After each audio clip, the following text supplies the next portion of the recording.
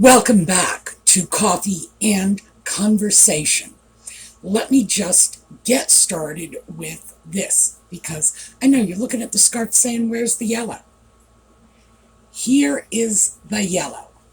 This is one of my Erte scarves. Let me see if I can hold that up so you can see the design properly. There we go. Beautiful Art Deco pieces. They are not from the Art Deco era. They were made from Erte designs, and I think they were made in like the 80s or 90s. But yes, that is about as Art Deco as it gets. So, yellow for Catherine, for Lex's mom, for everybody battling cancer. Now, for the Audie fans, he is right here. I am doing this in the bedroom, I imagine you know from the wallpaper, because we are back up to those, close to 100-degree temperatures. Yesterday, it got to 99. Beautiful. And by the way, that's just the regular temperature off the thermometer. No heat index, nothing like that. And it was again up into the 90s today. So I fled back into the bedroom where it's a little cooler, but I'm not used to it's like it's a bedroom. It's not set up to do videos. So in order to access the mouse, he just jumped off. He's coming up the other way. In order to access my computer mouse, I moved my hamper over. And can you see? Well, all right, you don't have to see the tail. Here we are. There we go. I moved the hamper over so I could put a mouse pad on it and use it to operate the mouse. Well, Audie decided this made a perfect cat bed, and he's been sleeping on it very peacefully while I was setting everything up, which is good, because usually he tries to help, which is bad. So yes, he is here with me now. He is getting as much snuggle as he can. He had been... Yeah, I know. Yes, you had. Yes, there's your little face. Yes, I know. He had been doing pretty well when it cooled off a little, went down into the 80s, and he was no longer conspicuously miserable from the heat. Heat is back, and now he is back to being pathetic cat. So, let me show you a couple of pictures. Let me start off with a picture of my bed. This is my bed. Notice all of the big fluffy pillows. I don't like all those big fluffy pillows, but they're there for a reason. Also, notice the large lump at the foot of the bed. Now, the lump at the foot of the bed is a stack of folded up comforters, so that anywhere a cat goes, he has a nice, cushy place to sleep. Yes, a nice, cushy place to sleep for you. Instead, this is where he is choosing to sleep. He sleeps under the bed, half in, half out, because if he's completely under the bed, he'll be hiding and I won't notice. If he's half in, half out, I can clearly see that he's hiding under the bed. Therefore, the better to feel sorry for a cat. So he does, in fact, want an extraordinary amount of attention when it gets warm. That surprises me because it's hot. You would think he wouldn't like the attention and the cuddle. But no, he wants the reassurance, or maybe he is hoping, yes, all right, we're back on the hamper, and yep, we are about to sleep on the mouse. All right, so, no, leave that alone, sweetheart. I need that. That's mine. My hope is that he won't interfere too much, because he's got his paw right on that mouse. My hope is he won't interfere too much with what's going on in the filming. But he is here, he is with us, and he is in desperate need of companionship right now. All right, when we come back, we're going to get chatting.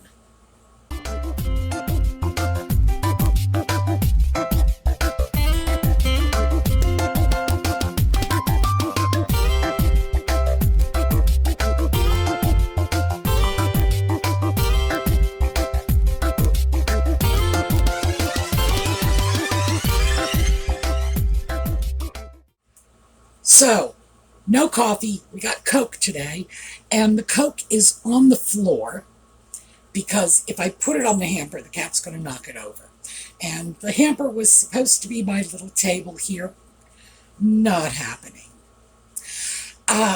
We got into some issues over the last couple of weeks that brought up people's reminiscences about the way things were different in their childhood and, what's changed, what they miss. And there were a lot of comments, all kinds of comments. And that's what got me thinking about the subject of this video, which is the stuff that is just not there anymore.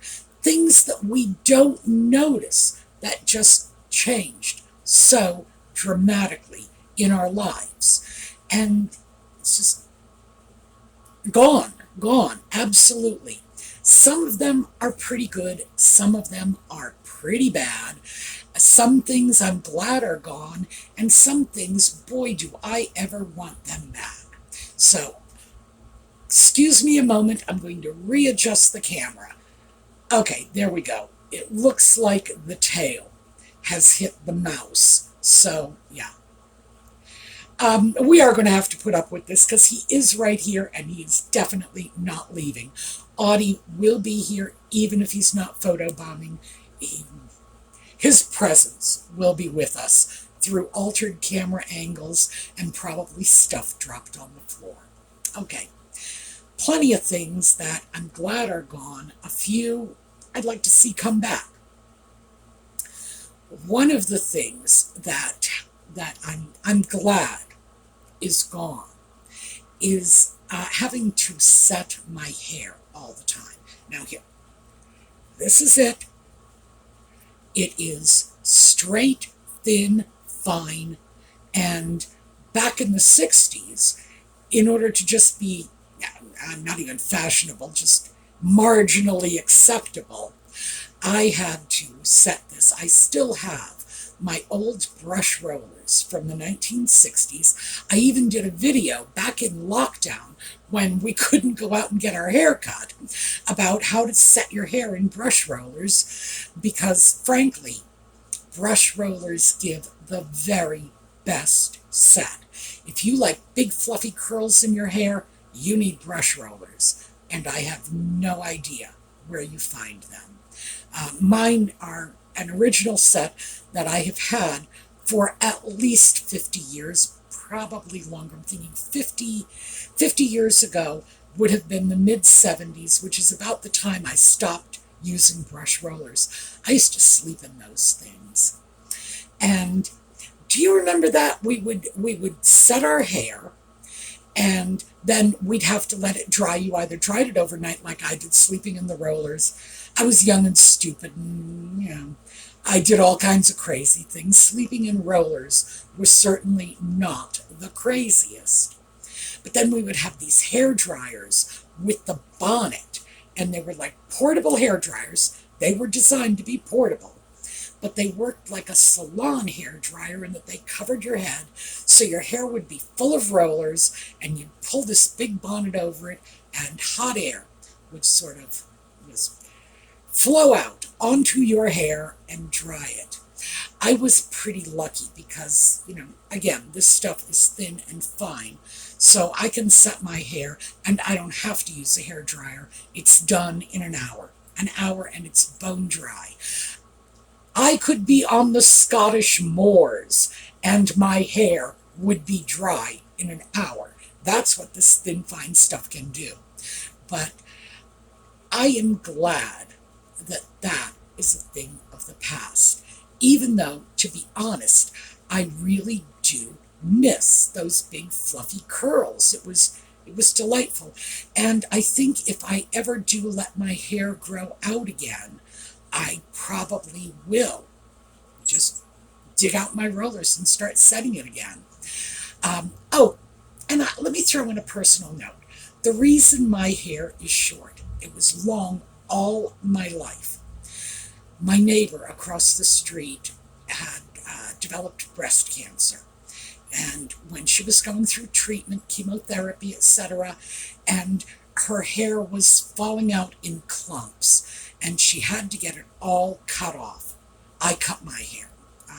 Just went off, had the whole thing cut off. Just so this is solidarity with Cleta. By the way, it's been about 10 years and she's still cancer free. So she had a very, very good outcome.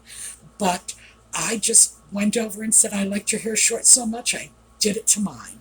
And I don't know if she knew I was blowing smoke up her butt, but it seemed to make her happy. So yes, that's why it's short. That's why it is still short.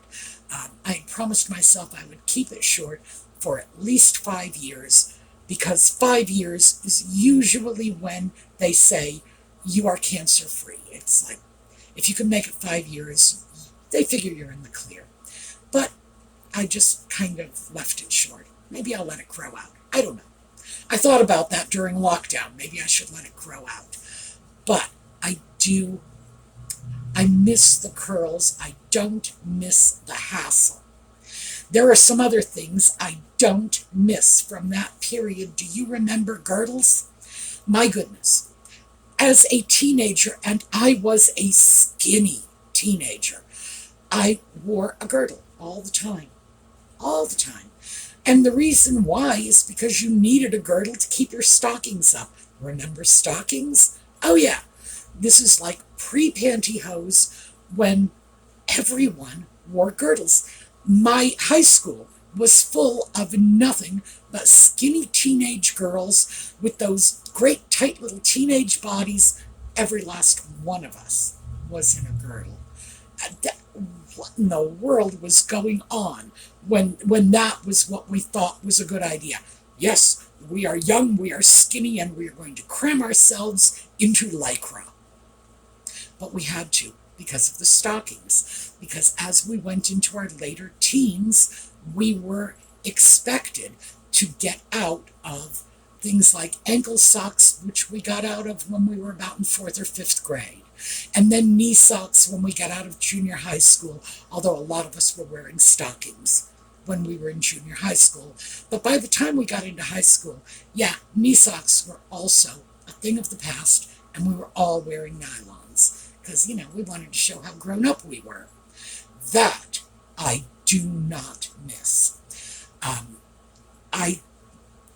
could probably stand a girdle today, but cramming myself into Lycra, no. I don't want to go back to those times. Not even close. Gloves. Oh, I miss gloves. Now, gloves were something that everybody wore all the time. Women. Men wore gloves quite often too, and not just in winter. Everyone wore gloves. They weren't necessarily white, although for the most part they were white. But you didn't just wear them for a fancy occasion. Take a look at this picture. These are women in day dresses, what I would call house dresses, shirtwaist dresses. These are not fancy party dresses. These are not women going out for a night out on the town. These are just women in dresses. And this is from late 50s and early 1960s, I would say, catalog showing women going out of the house, to the drugstore maybe, to the grocery store. But we did all wear gloves. Remember this? Of course you remember this. Everybody remembers this. This is Jackie Kennedy in the raspberry boucle suit. And I think it was a Chanel suit. I'm not sure. I'll have to look that up. Because, of course, that suit's in the Smithsonian now. We know all about it. She's wearing gloves. That was 1963. Obviously, it's Dallas. And she was wearing gloves. And I was a small child. I was 9 years old at that time. And earlier that year, I had met John Kennedy at the White House. I wore gloves too. Now, I took my right glove off when I shook his hand. And I've always said, much as I love the late Queen, I would not have curtsied to her. I am an American. We don't do that. I did not curtsy to my own president, but I would have taken off my glove for her because I took it off for John Kennedy. In fact, I probably would have worn gloves specifically so I could take the right glove off, just as a sign of respect. But, and I come under a lot of fire. Mostly from Americans, interestingly enough, not from Brits, because Brits know that the Queen understood this and that she was okay with this. Not her subject, she wasn't expecting a curtsy. Because, like I say, she knew the rules. There's so many Americans that just crawl all over me for that. It's like, you should curtsy if you meet the Queen. Like, well, no, because it would have been disrespectful to curtsy to the leader of a foreign country if I wouldn't do it to the leader of my own country. And I've met more than, 4. So not a lot of presidents. I've met a tiny amount of presidents. And I've never curtsied to any of them, although John Kennedy is the only one I've removed my glove for. Mostly because by the time I met the other presidents, gloves were no longer a thing. But they were ubiquitous. So, does anybody remember Toady Fields? I love that woman. She was the first plus-size fashion icon. She was a comedian, and she was always beautifully turned out. The woman was just so stylish, and she had these massively long fingernails, and you can see it in the photographs that I'm showing. I mean, her nails were just like 4 inches. So she couldn't wear gloves. And I remember she was interviewed once about that. And she said, no, I can't wear gloves. So I never even removed the little stay stitching. Gloves used to come stitched together so you didn't lose the pair. You brought it home, you cut the stay stitching, and you wore them. She said they were still stitched together. I would just carry them. Why? Because women were expected to either wear gloves or to be holding those gloves in their hands, indicating they were about to put them on. And even this is just so telling. My buddy Zatfa, Emma Peel, wore gloves. It was everywhere, all over the place. So yeah, I miss gloves. I miss gloves terribly. I thought gloves would come back. The pandemic. I think our mothers were probably healthier than we are, because keeping your hands in gloves when you're out in public, touching things that everybody and his brother is touching, and Lord only knows what they've been touching before that. That is one of the easiest and surest ways to spread germs. So I would have thought during the pandemic gloves would come back. No, they did not. I am disappointed. I actually have, excuse me a second. I'm in my bedroom. I'm right next to my closet. Excuse me a second. Okay, I'm back. This is what I wanted to show you. These are glove forms. Let me see if I can get it out so you can see the whole thing. And I have 2 sets of them here. I think I have a couple more in the closet. And what you do is you wash your gloves, put them on the glove form, and then hang them to dry. Now, what I do, although I don't think that's how you're supposed to use these, is I put the dirty glove right onto the form and then hand wash it on the form and then hang it to let it dry. I just find it easier to wash gloves that way, because where your gloves get dirty is usually the fingertips, and it's easier when it's on a form and you can see where the fingertips are and scrub it up. But yes, I do love my gloves. And I probably should have gotten the giant hat box full of gloves I have in the closet while I was digging these out, because I've got a boatload of gloves. I would have liked to see gloves come back into use in the wake of the pandemic, because it really does cut down on germ transmission.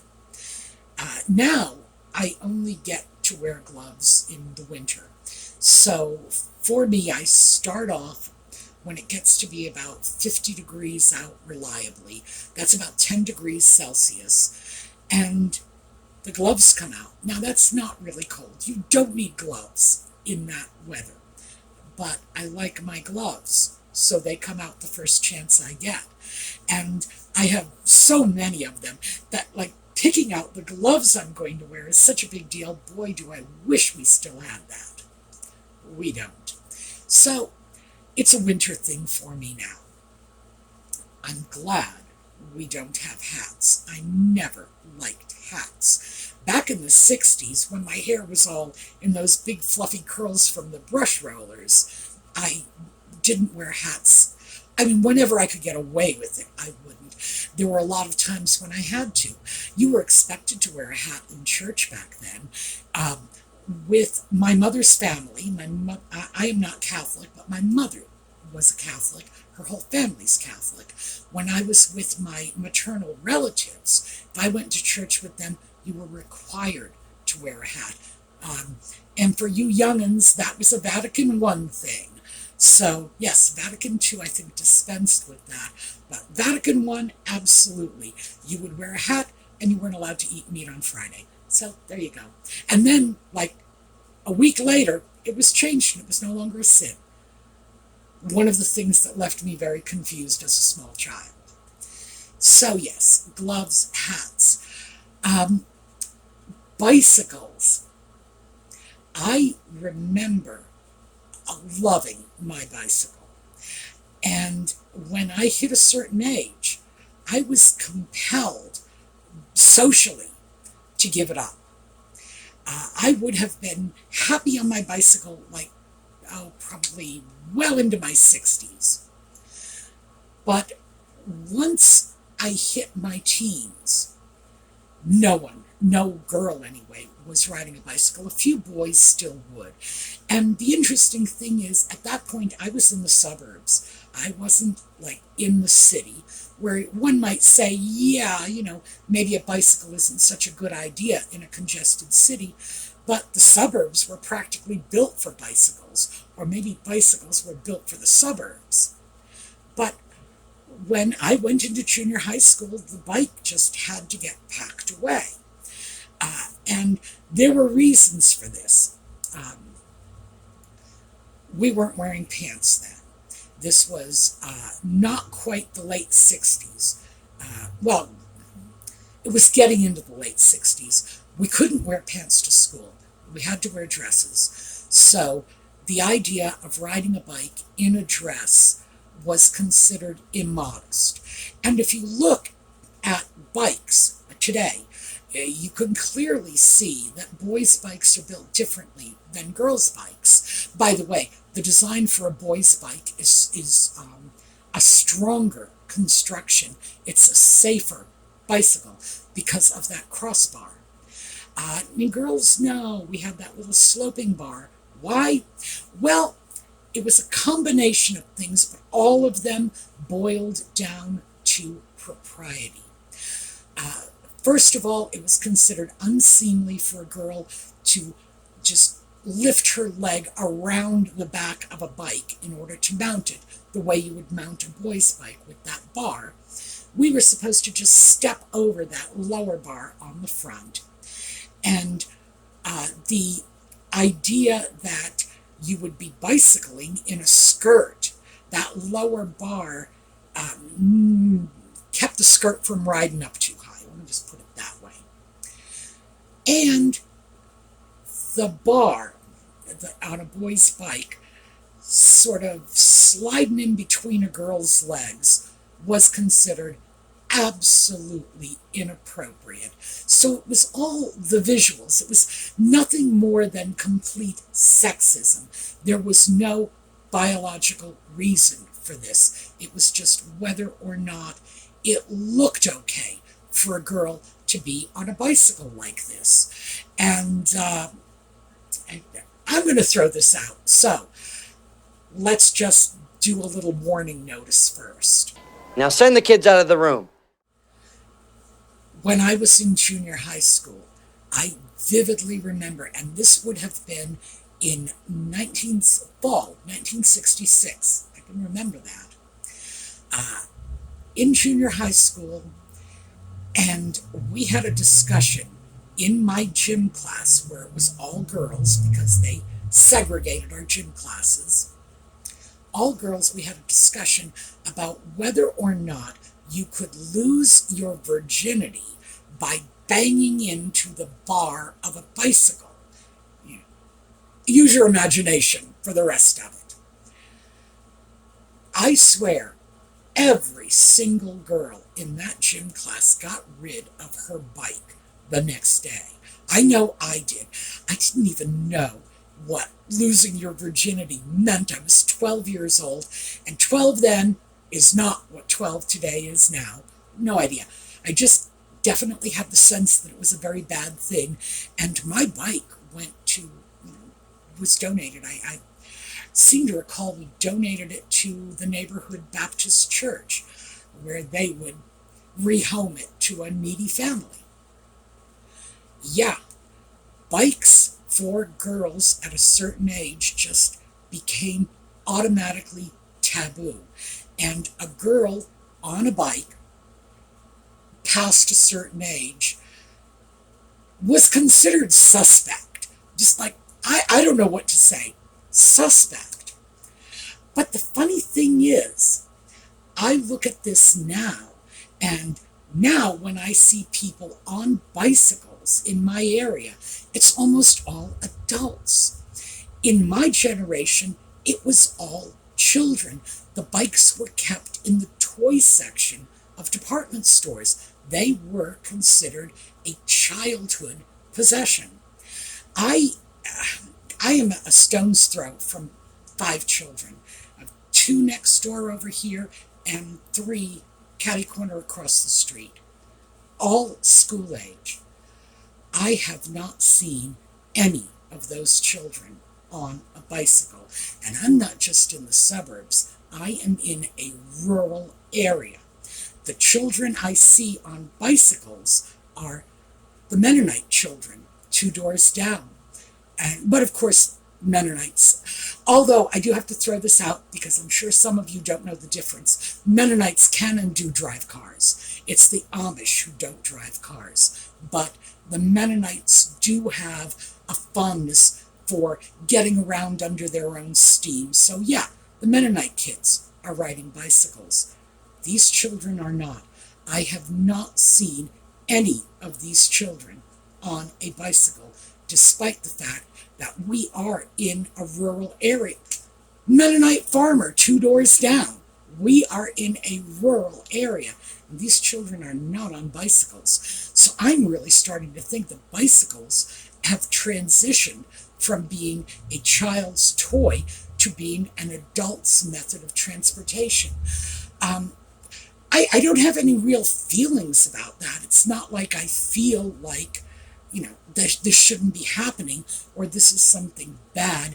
Used to be a children's thing in the 50s and 60s, and, well, frankly, pretty much right up through the beginning of the 21st century. So it's not like I am upset that children are no longer on bicycles and that adults are now the bike riders. No, it's fine either way. But it did strike me as odd, especially when I started thinking about the things that were commonplace when I was younger that are just totally different now. So, that's just some random thoughts on the changes. Like I say, some good, some bad, but it's symbolic of the general changes that have taken place over my lifetime, there are a few very, very isolated things I am nostalgic for, but they are few and far between. Overall, I love the 21st century. I love cell phones. And when I stop and think about the dangers of being caught out somewhere without any means of communicating if you got in trouble, and that was the reality in the pre-cell phone days, your car broke down on a country lane in the middle of the woods, well, you had to hope that the next person driving by wasn't an axe murderer and that they would go to the gas station to make a phone call for you. Yeah, I like cell phones. Also, to be perfectly candid, I would marry my laptop if I thought I could get away with it. I love the internet. I love the computer. I love Google. I love having all of this information available to me. Anytime I can get out of bed at 2 o'clock in the morning because some strange thought has occurred to me and just scoot into the other room and Google it. Get the information. Find the source of the quote that was rolling around in my head. I love this. I love the availability of all this information. That's fantastic. But I don't like the girdles. I don't like the panty girdles. I don't like the nylon stockings. I'm glad we don't have to set our hair every day. I'm glad we don't have to get up, get up in the morning and put on high heels and starched dresses. I'm glad for many of the changes. Gloves, no. I am bringing gloves into my life in as far as I can get away with it without appearing too eccentric, because frankly, if you're an old woman and you wander around with white gloves, people do start to talk about you behind your back. But yeah, I'd like to see gloves come back. And there are a few things I would like. I liked the fact that we did get dressed up more, that we did have, fancier going out clothing. I liked the fact that there were things in our lives that we took a little more seriously. In my house growing up, eating dinner in the dining room meant you were reasonably dressed. You didn't have to be wearing an evening gown, but you did have to be respectably dressed. If we were eating in the kitchen, we could do it in shorts and our grubby tennis shoes. But at the dining table, it was different. Nobody does that anymore. And I do kind of miss those things. So, this is sort of a nostalgia ramble that I am throwing out because you folks got me started on that through the comments. So, what I want to hear from you is, let me know. What are the things you're glad we got rid of? What are the things that you are sorry to see go? If we could just restructure the world the way we want it, what would that world look like? For me, it would be okay for girls to ride bicycles as much as they wanted to. Why? Because they would be wearing slacks, and it would not be that whole issue of, your skirt flying up and looking immodest, showing off your undies. I would certainly love to see the neighborhood children on bicycles, because I don't think these kids are getting any exercise. They are not getting any exercise that I see. That does trouble me a little when I start talking about, the bicycles. I live right next door to these children, and I'm not seeing them getting any kind of physical activity here in their neighborhood. Yes, I'm sure you must have seen that tail just go by. Audie, he is directly behind me. Yeah, right there. Well, come on around and I will pet you. And you can say goodbye because we're running out of time. All right, there's Audie to say goodbye. Yes, he was with us the whole time, but he was very, very good, except for that one change of camera angle. He was good. So anyway, That's what it would look like for me. We'd all be wearing gloves. We'd all have our own set of brush rollers just in case, but we would be able to wear pants. Girls would be able to ride bikes. I want a little bit of the new in with the old. Tell me what yours are. All right, that's what I have for you today. We are going to take a look at a slideshow on the way out, and hopefully I will see you tomorrow. All right, say goodbye, baby. All right. So, have a terrific day.